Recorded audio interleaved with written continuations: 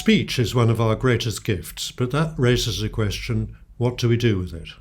How do we use it? According to some, we live in a post-truth world. I even saw reference to a post-truth world. Is it important that speech is true? There is no shortage of information in the world, but also no shortage of disinformation. Social media bombards the world with speech. Often it can be vitriolic, fueled, it's sometimes seen, by anger and even hatred. This can be very harmful, both to the unfortunate recipient and perhaps also to the speaker. On the other hand, someone may speak with great charm and eloquence, but in fact the underlying intention may be to trick or to deceive. The so-called culture wars often suffer from an angry polarization of views. The same can be said of politics. It seems increasingly difficult to have a civil, intelligent, respectful dialogue aiming to come to a clearer understanding of what is true in any given situation, or to agree to disagree, let alone to do so with good humour. But this doesn't mean sacrificing what one may believe to be true simply to agree with the person in front of us. This often happens when we just want to avoid confrontation or saying something which is difficult. But at times it is obviously important to be straightforward and direct, even if that is difficult.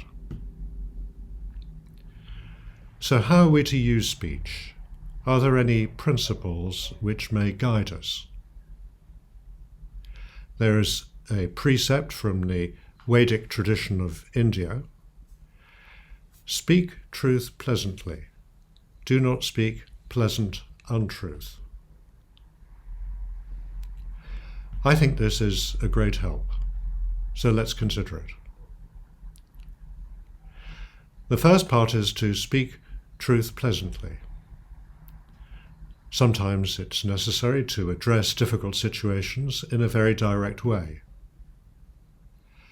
However, it is possible to do that without attacking the other person. To give an example from history, Gandhi lived in South Africa before he went to India. He started his campaign for civil rights there and came up against the Prime Minister of the time, Gandhi and Smuts. Gandhi was relentless in attacking the unfairness and injustice levelled against the Indians in South Africa. When eventually he left South Africa, Smuts said, "Thank goodness the saint has departed."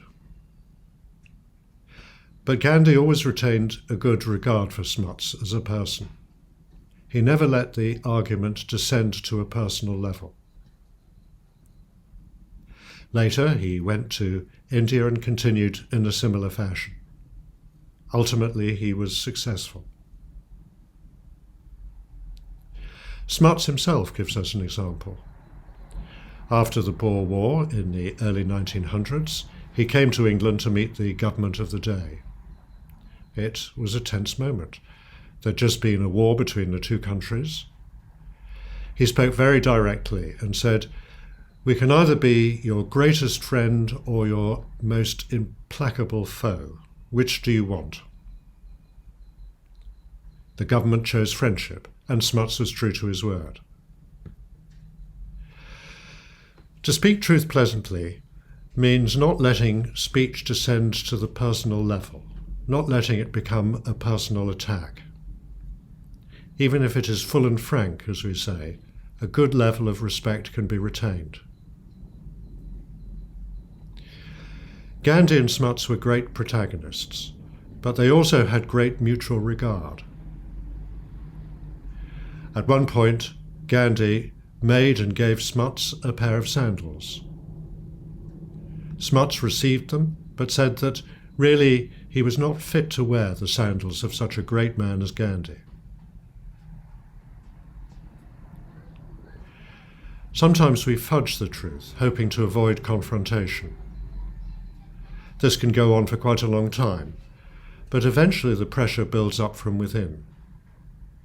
Eventually the truth bursts out, but by that time it's impossible to avoid the accompanying sense of frustration and anger. So the idea of speaking the truth pleasantly, in the first instance, can avoid all of that. The second part of the maxim is do not speak pleasant untruth. When people lie, they tend to coat the lie in a pleasant form. It's like the statement, "I'm from head office and I'm here to help you," which really means I'm going to fire you. Shakespeare said, "He that loves to be flattered is worthy of the flatterer." In other words, if someone values praise and adulation above truth, that person will tend to be surrounded by people who give that praise and adulation rather than the truth.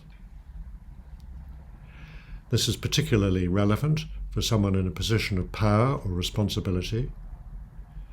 Such people need to be surrounded by good counsellors who will speak truth pleasantly, not pleasant untruth. I think this precept is marvellous because speech used in this way naturally helps us to unite with others. So, thank you for listening.